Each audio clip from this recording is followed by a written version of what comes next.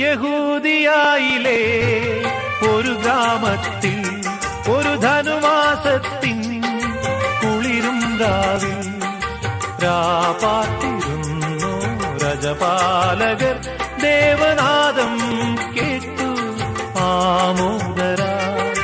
വർണ്ണരാജികൾ വിടരും വാനിൽ വെള്ളിമേഘങ്ങൾ ഒഴുകും രാവിൽ താരക രാജകുമാരിയോടൊത്തന്നു തിങ്കൾ കലപാടി ഗ്ലോറിയ.